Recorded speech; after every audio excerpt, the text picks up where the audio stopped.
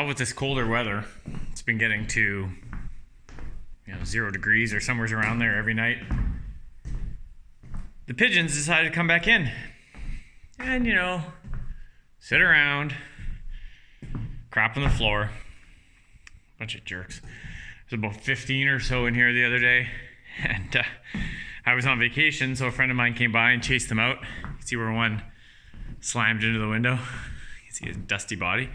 They eventually all flew back out through, and that's where they're getting in, obviously. So today I'm putting up the insulation stops for the blown-in insulation, and they're just basically like waxy cardboard. So get those put in today. It's definitely a little cool. It was frost last night, so I'll get these all put in, and then I don't have to worry about the pigeons anymore. It's like a nightmare seeing pictures with them sitting around in here, but you still see feathers and poop here and there.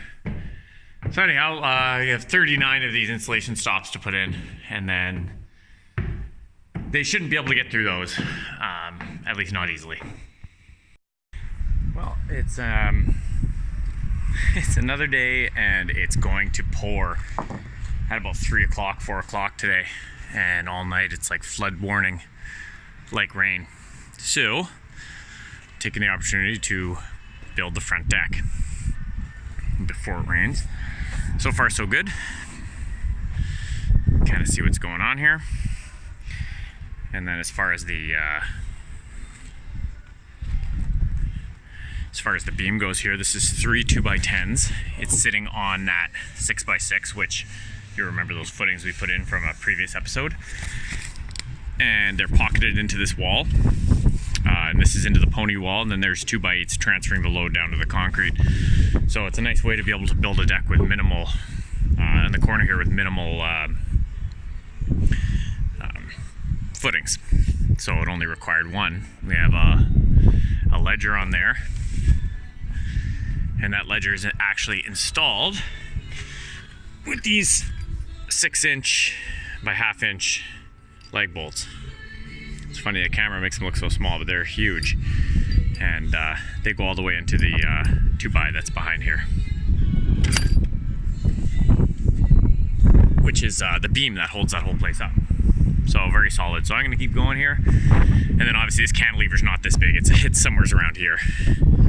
So there's a little bit of waste on all those, unfortunately, but it's just the way it is. But it's going to be used for blocking, so it's all good.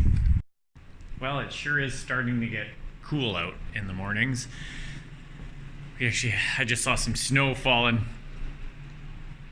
a little bit earlier. Obviously it's not cold enough yet where it's sticking around, or it wasn't enough, but it was snow, so it tells us it's happening. I have my construction heater plugged in here where I'm working, rattling away just to keep my fingertips from freezing. For the few dollars a day it costs to run that, I will, for comfort. But I just want to show you something that I'm working on now. So the main floor framing is essentially done. I just have to build those 2 basement walls, and the plumber's coming tomorrow. This is a problem from when we opened the walls up. We saw it pretty much right away. The windows were all just kind of floating. Might be kind of hard to see. There's no real header or anything. So that's fine as far as the windows wouldn't move. But the problem with that style of framing is there's nothing really supporting the center. So if you look from here to here, there's nothing really supporting that, because it's just going to push down on this window, okay? And there's nothing for it to transfer. Sorry, that light is really bad. Hopefully this looks a bit better. So over here you can see that 2x10 up there is called a header. And then there's studs above the header and on either side of the header, and they have various names in the framing, like the tall one here that goes all the way up beside the header is called a king stud, and then next to it's the trimmer. It's kind of hard to see, it's dark because I reused the one that was in there. And this is a jack stud. It's a split jack, so meaning it's sitting on top of the sill instead of another piece of framing holding the sill up. Depending on your area, you may or may not be able to do that. But you can see now what's going on here is all these studs at the top now, and the weight of the second floor is pushing down on this header, okay? And that is resting on these trimmer jack studs, and it's putting the weight down to the floor. So I have a little bit of progress to share. It's actually fairly warm in here today, even though it's -2 out and it was just snowing. The heaters have been going all day because I was working in here with the plumber. So I didn't do any video of that because I didn't know if you would take too kindly to that. Plus, he had me pretty busy. But out here, we have the railing up. So this is nice. Okay, that gap between the house and the stairs will be almost totally filled once the siding's on it. Anywho, so just basic treated railing with aluminum balusters. So, banged that off yesterday.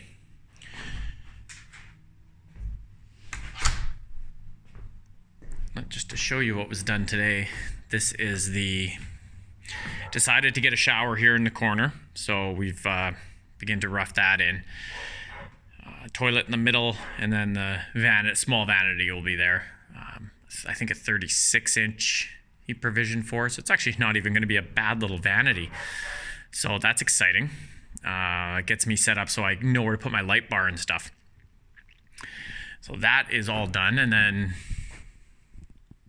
everything is drain and vented for the second floor. That copper pipe you see he makes his own hangers out of that. So I thought that was kind of cool. It just takes a copper pipe and flattens it down with a hammer, and then it doesn't have to be nailed to anything. So I guess it's a big time saver. So yeah, everything looks pretty good here. That's for the this hole here that's not plugged, that's for the tub. And the tub had to run down its own line here, and then it comes down here, and it's the furthest one on this side, and I'll explain that later on. Okay, and this is the vent for the kitchen, and this is the vent, I think, for the toilet. And then over here we have the drain for the washer. It's going to be in a box, and then obviously the clean out and the vent. Okay, so let me just show you downstairs. Now remember I was saying that one goes in all the way over at the end. I'll show you why.